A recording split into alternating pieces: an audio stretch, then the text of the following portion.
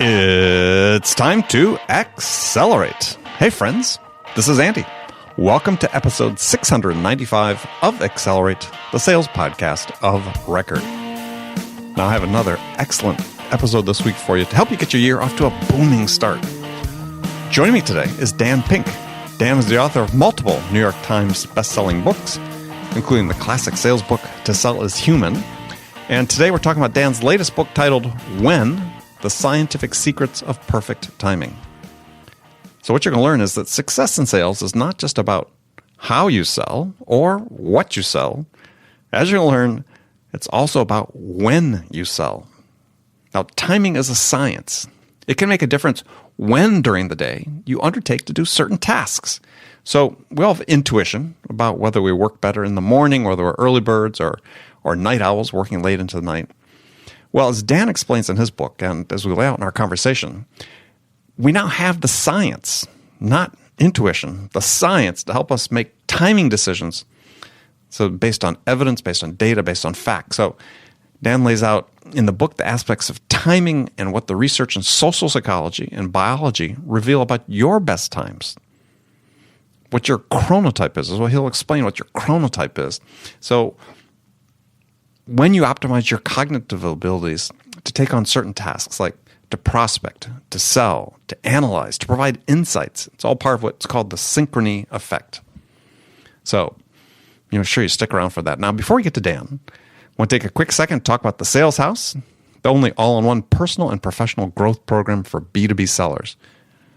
Now, I created the Sales House for one reason, to help you learn how to close more deals, how to make yourself look like a sales genius, to be a sales all-star for your team.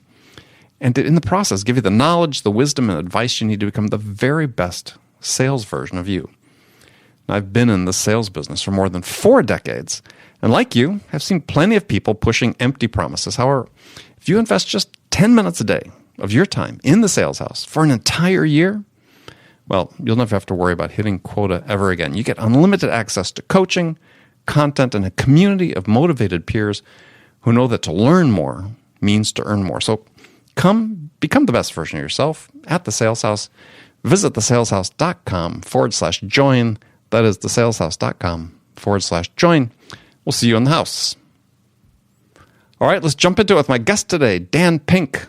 Dan, welcome to the show. Andy, Paul, thanks for having me. Yeah, my pleasure. My pleasure. So we're here to talk about your latest book, When? The Scientific Secrets of Perfect Timing. And is there such a thing? Perfect timing? No. Better timing? Absolutely. And the way to have better timing is to recognize that timing is not an art, it's a science. And unfortunately, whether we're salespeople, sales managers, whatever our profession is, we tend to make our timing decisions based on intuition and guesswork, or really, in most cases, really by default. Tradition. And that's the wrong way to do it. We should be making it based on evidence, data, facts. Yeah, but oral tradition in sales, almost more than anything else, still seems to carry the day. So you wrote that what ultimately matters is the type of task and how task and time align, and you talked about what you called the synchrony effect. So explain what that means to people. Sure. Let me take one step back, though, and just say this. So what we know, when we think about timing, there are different aspects of timing. So there's timing over the course of the day. There's timing over the course of a lifetime, over the course of a project, over the course of a career, et cetera, et cetera. And so a lot of this research, so what I wrote about is really built on this wide array of research from multiple fields about timing. So it's research in social psychology, it's in economics, but it's also in chronobiology, molecular biology, endocrinology. And so all this vast research gives us some clues about how to make timing essentially our ally rather than our enemy. Now, when we talk about the unit of the day, which is what we're talking about here, right, most important thing to keep in mind is the following. The biggest idea is this. Our brain power, our cognitive abilities do not remain static over the course of the day. They change. They change in material ways. They change in predictable ways. And the right time to do something depends on what we're doing. And that's what you're talking. That's when you refer to synchrony effect. That's what it is. So if we know our brain power is going to change over the course of the day, and we know that sometimes a day are better than others depending on the task, how do we proceed? And synchrony effect is how do we line up our called our chronotype, our type, with our what we're doing, our task, with our time.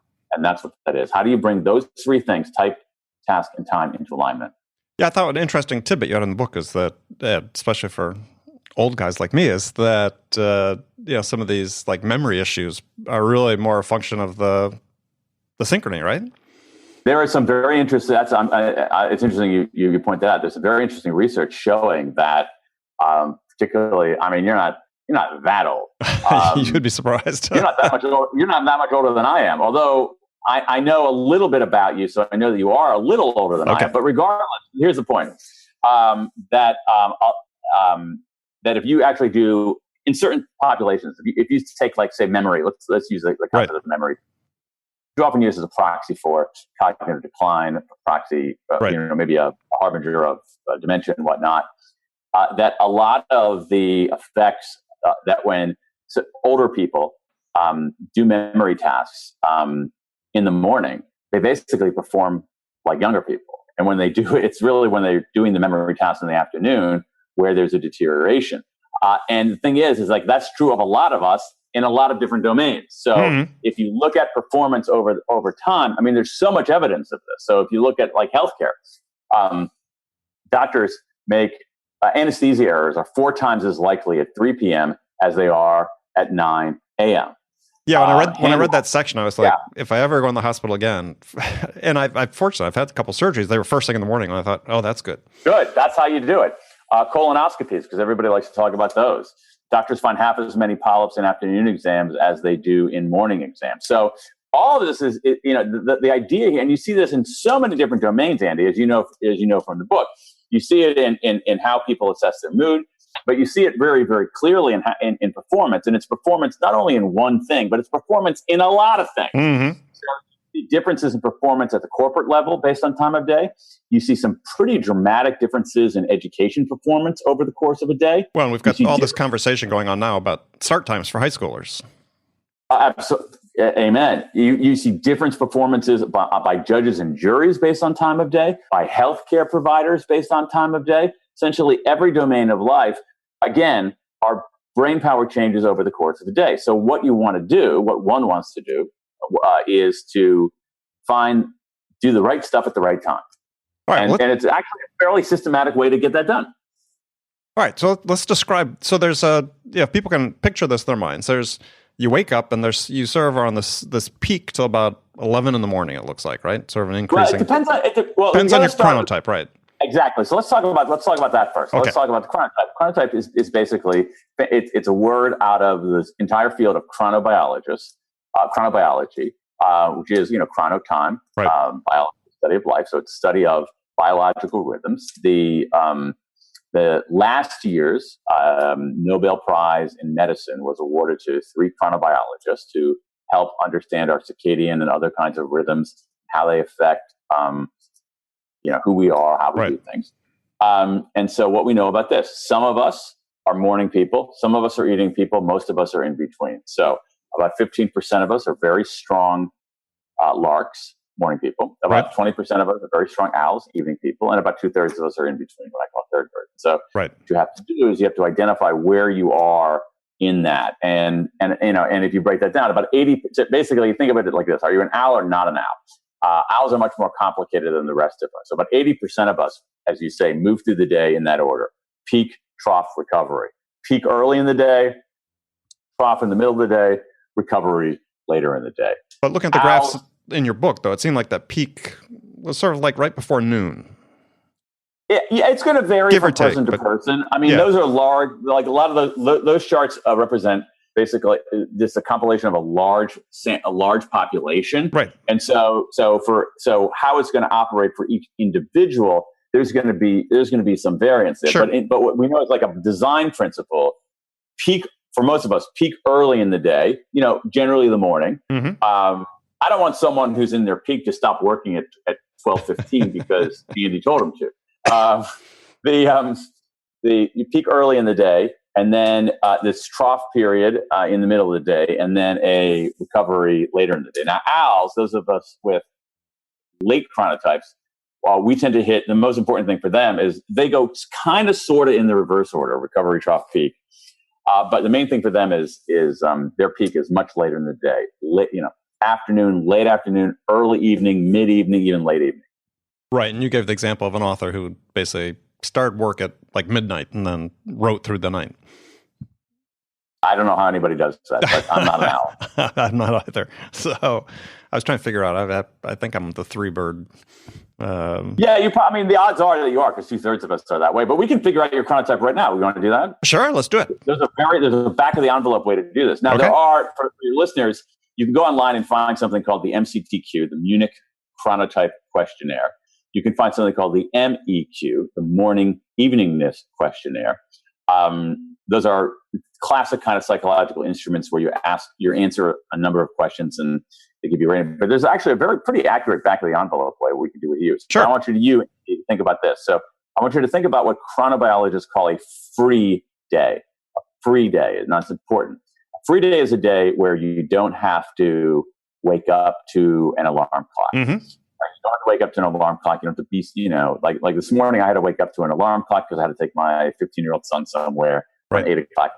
Okay, so I had to get up when I didn't really want to get up.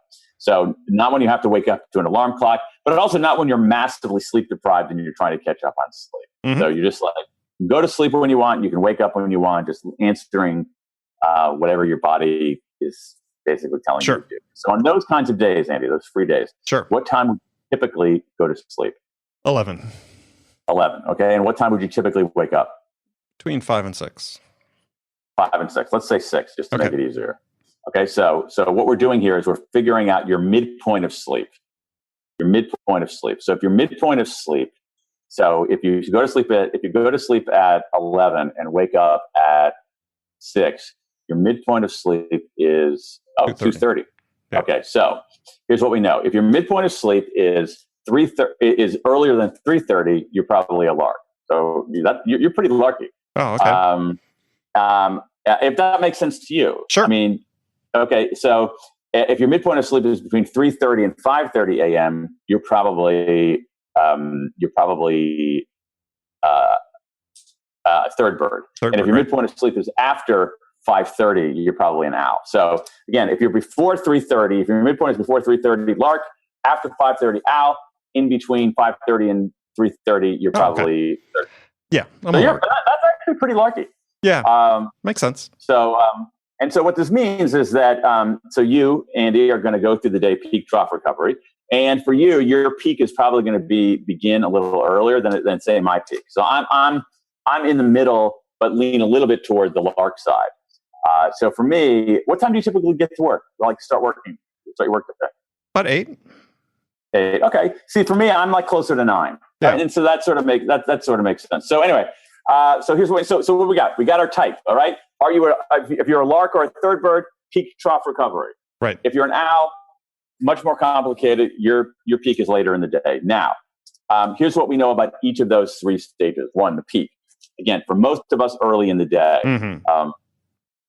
Here's the key thing about the peak. That's when we're highest in vigilance.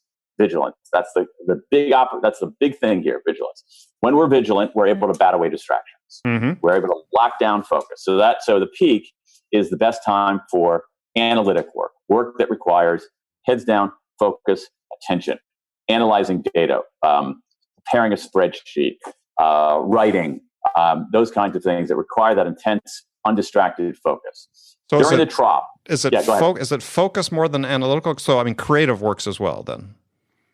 Well, it's both. Okay. It's actually more analytical. Okay. It's things that require very good question. Things that require kind of focused thinking. All right. So when you're trying to brainstorm, for instance, you don't want focused thinking. Right. All right. So if you're brainstorming, hey, what if we did this? What if we did that? That's not focused thinking. That's much more expansive thinking. Mm-hmm. And so that focused thinking. Now, if you think about something, the border between what's an analytic task and what's an insight task, that's not a perfectly demarcated border. No, demilitarized zone, right in between to say, here's this and here's this. Things are mushier than that. So, for instance, I'll give you an example of like writing. Okay, we think of writing as a quote unquote creative task, and at some level it is.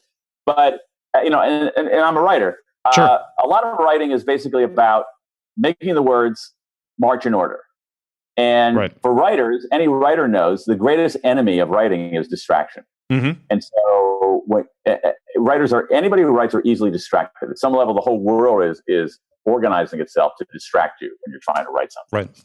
So you want to do your writing when you're highest in vigilance, when you're able to bat away distractions most easily. And so that's during our peak, which for most of us is early in the day. During the trough, which for most of us is, early afternoon, mid-afternoon, that's a very bad time of day. There are all kinds of drops in performance during that time. And so you're better off then doing your administrative work that doesn't require massive focused thinking or massive creative thinking. Answering your routine emails or doing your expense reports, updating CRM. Exactly those kinds of things. Right. I was trying to think what I had to do. So like for me, it's like when I looked at my list for not yet, doesn't matter, but not yesterday, but the day before, I had a bunch of receipts, so I got to send in some receipts to get reimbursed for stuff. I had a few contracts to sign. I had some email that I hadn't gotten back to, that kind of stuff. All right. Recovery. Recovery is a very interesting time of day. Again, for the 80% of us who are not owls. During the recovery period, our mood goes back up. Our mood is pretty hot, but we're less vigilant. And this is going to your earlier point. So that combination of enhanced mood and less vigilance makes it a good time for that more purely creative stuff. So instead of saying, boy, I have to write 500 words, you can say, what would be a cool title for this, a headline for this article that I'm writing? Mm-hmm. What would be a groovy thing that we could do marketing? Let me get Andy and 3 cool people on the line, and let's brainstorm ideas for a new name of this product that we're launching. Right. That kind of thing that requires, like some kind of looseness. Again, not to beat this horse too severely, but when you're brainstorming, you don't want people being hypervigilant. Like you've been in brainstorming sessions where people are like, that's a crappy idea. That's a bad idea. That's not a useful brainstorming session. You want people who are a little bit looser. And that's basically it in this extraordinarily long and tortured explanation. What you want is you want to do your analytic work, the heads down focus work during the peak. You want to do your administrative work during the trough. And you want to do your creative insight work. That's what the psychologists call insight problems during the recovery. And that's it. Now, those are the design guidelines, the design principles. People have to experiment, day by day about what's going to work for them. Like for me, I don't do very good work after 8 p.m. So you want to invite me to a brainstorming session at 8:30? I'm not going to be very good. I'm not going to be very useful. I agree. You want to invite me to a brainstorming session at 6? I'll probably be in pretty good shape. All right, I'm putting that on my calendar. So it's interesting when you think about that, because when I think about sales, and only done it for 4 decades, so I'm still learning, but it almost seems like if you want to have best sales conversations, you want to do that in the rebound period. Because you're being open-minded, you're listening, maybe your curiosity is a little more peaked than it is in the morning when you're more analytic. Yet, I can guarantee you that 99.9% of sales organizations force their salespeople to do their calls between 9 and 11 in the morning. Yeah, that's not always a terrible idea. Okay. And I'll explain why. Sure. But you actually raise an even more important point right there. You raise an even more important point embedded in there. All right. Probably like one of the biggest points, I think, going on in business today. So let me bracket that for now, and we'll move to the specific thing. Okay. So what we know from a lot of research, and especially research from certain kinds of judicial decision making, is this: when people make decisions, particularly when they're decisions that are reasonably binary, yes, no. Okay, think about a yes/no decision, and that's what a sales call is. I'm coming to you. Are you in or are you out? Do you want to buy or do you not? Do you want to sign on the line that is dotted or kick me out of the office? All right. That is the potentially, but yeah, we'll get back to that. I think. Okay, good. These are a very good point because some sales processes are much longer. If it's a transactional call, absolutely, yeah. Right. Okay, so when people come into a transaction, when people come into a decision like that, when they have to make a decision, in the back pocket is a default decision, right? They have a default, and the default is usually no. Right. So the question is, when are people likely to overcome the default? And what some of the research shows is that people are slightly, I don't want to go crazy here, slightly more likely to overcome the default when early in the day and immediately after breaks. Early in the day and immediately after breaks. Okay. Now, some of the earliness has to do with people's mood. Right. So their willingness to like move through things quickly and be in a good mood. Sometimes you can get, okay, that sounds good. Go. So early in the day and immediately after breaks. Now, I don't want to overstate this. What it means, and I think salespeople can understand this very well, is that let's say that I go to you and I have a 7% chance of getting a yes from you in whatever I'm pitching or whatever. All right. And let's say I pick the right time of day. Maybe I can notch that up to a 9% chance. I still got a 91% chance of failing. All right. So this doesn't lock it down. But here's the thing, as any good salesperson knows, if you can get a 2 percentage point increase in your take-up rate over time, that's going to redound to your advantage. And so that's what it shows there. So talk to me. But let's talk about things that are less transactional. Give me your feedback on that. Well, I think if you're dealing with the sale, I think you're on the right. I think your instincts are quite good. Yeah, I mean, anything with more complexity, right, where it's not just a transactional sale in and out. I mean, a cold call on the beginning of a complex sale is that more sort of yes, no initially. Yeah. But once you're past that point and you're in the process of communicating and trying to serve the buyer and help them get a better understanding what their problems and challenges are and how you can help them, to me, that's a really creative pursuit. Yeah. Now it's interesting. It could be creative for you. I'm not sure. You have to make sure that it's also that they're being in a creative path is right for them. Right. One of the things that you probably don't want to do is do a sales call at 2 p.m. because we know that that's basically the bottom of people's mood. Right. They're not focused. They're sleeping. Yeah. They're distracted. It's like, I mean, here's the thing. Like, don't make a sales call at 2 p.m. Don't have surgery at 2 p.m. Yeah. I mean, to some extent, don't get in your car at 2 p.m. If you look at the data on auto accidents, obviously there are more auto accidents, the more cars there are on the road because there's exponentially more possibilities for collisions. Mm-hmm. But if you control for that, if you control for cars on the road, the most dangerous time to be on the road in America is 4 a.m. to 6 a.m. Second most dangerous time to be on the road in America is 2 p.m. to 4 p.m. Why the first one? As an avid bike rider that's sometimes on the road at 5:30, 6 o'clock in the morning. For 4 a.m., if you think about who's on, I think it's probably, I don't know because we have correlations here. But you think maybe it's owls? I think that someone on the road at 4 a.m. might be drunk. Someone on the road at 4 a.m. can't see very well because it's pitch dark. What we have here is correlations. Sure. But so you can't say exactly why this is happening. But that would be my speculation. I mean, the easiest, simplest explanation for why it's dangerous to be on the road at 4 a.m. is that it's blindingly dark, and most people aren't fully awake then. So that makes it suboptimal. I've got big strobes on my bike, but 2 to 4 in the afternoon, absolutely. I stay off the road. Dude, I mean, for sure. Again, it's just we're talking about probabilities here. Yeah. But here's the point, Andy, that I wanted to make because I think that baked into your questions and your point of view is the most important point, which is this: we should be asking these questions, and we don't know for certain in every individual case what the right answer is. So, what we need to be doing, whether we're salespeople, whether we are no matter what our job is we should be acting a lot more like scientists. What do scientists do? Mm-hmm. Scientists have hypotheses and they test hypotheses. Right. And that's the way to go. So what I want people to do is take these principles, okay, which are true in the aggregate, but not going to be true in every instance for every person at every moment, and say, hey, wait a second, I'm this kind of I'm this kind of salesperson. Maybe when I'm doing, maybe I'm better off talking to my prospects in this consultative sale at 4 p.m. rather than first thing in the morning when they're a little bit more expansive.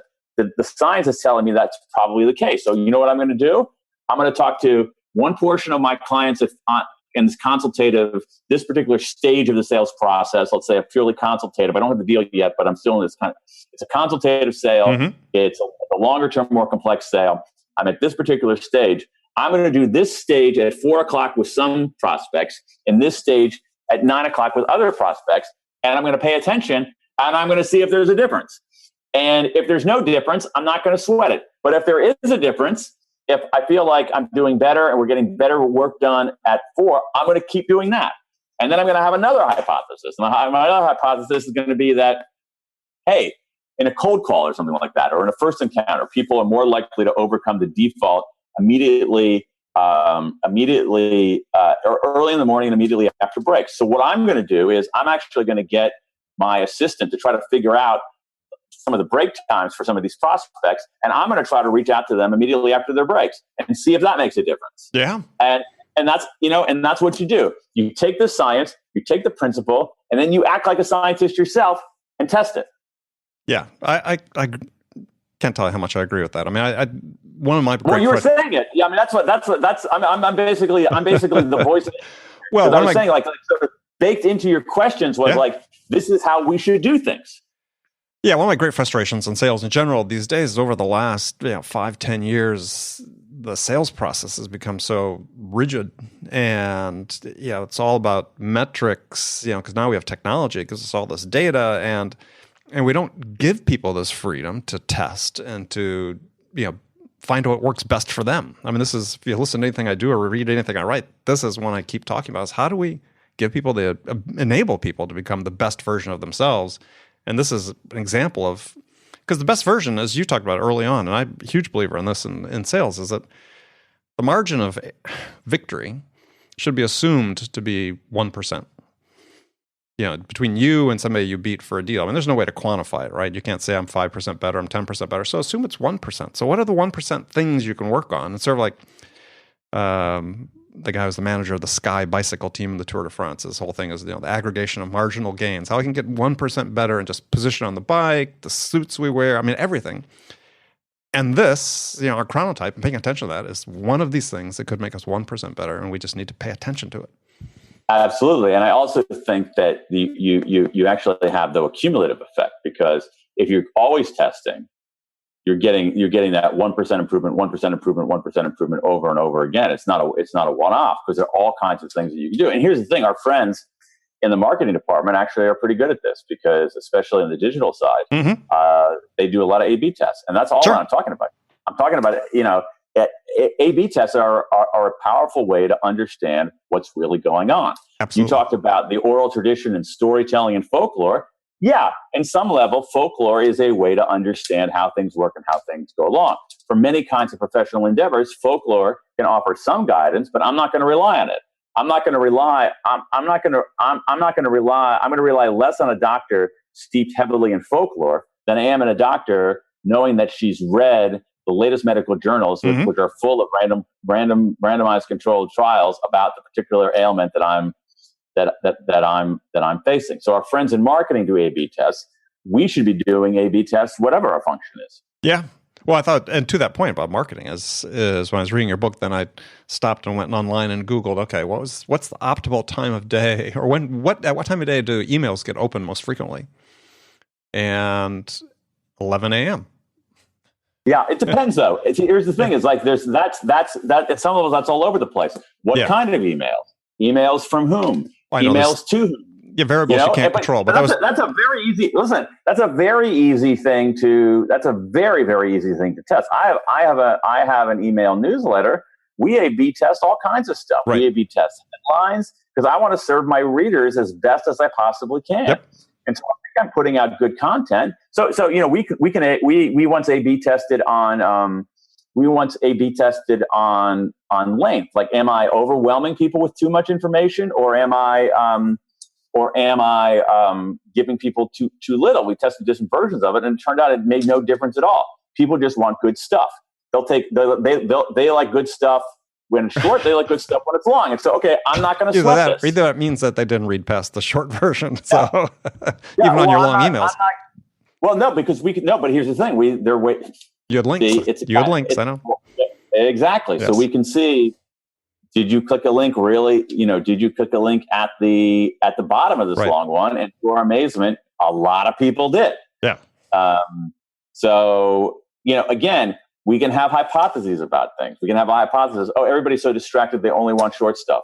And you can test the hypothesis and say, well, my group of readers at this moment, maybe that's less true.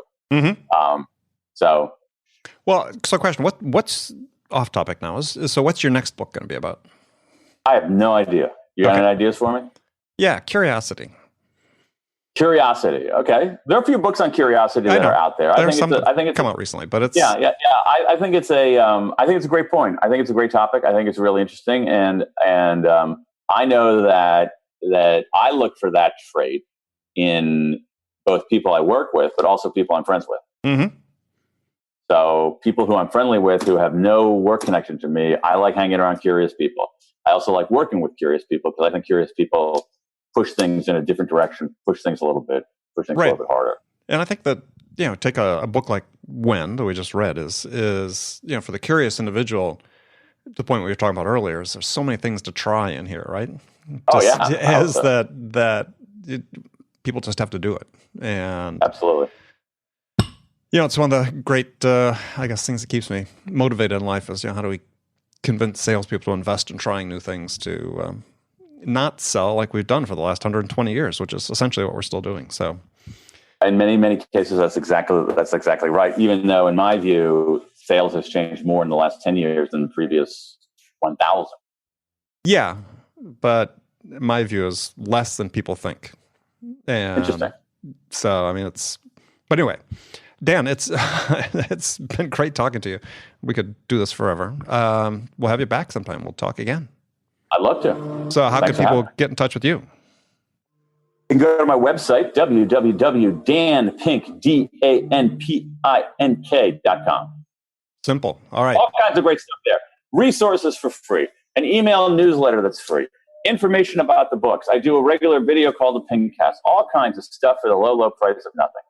Oh, love it. See? Perfect. All right. Dan, thank you very much. Thanks, Andy. Okay, friends, that was Accelerate for the week. First of all, as always, I want to thank you for joining me. And I want to thank my guest today, Daniel Pink. It's been a real pleasure speaking with Dan. Join me again next week as I welcome my friend, Anthony Iannarino, to the show. We're going to talk about Anthony's latest books titled Eat Their Lunch, Winning Customers Away from Your Competition. We're going to talk about that and much, much more. So be sure to join us then. And also, before you go, don't forget to check out The Sales House, the all-in-one sales learning, coaching, mentoring, and growth program for B2B sellers. Visit thesaleshouse.com. So thanks again for joining me. Until next week, I'm your host, Andy Paul. Good selling, everyone.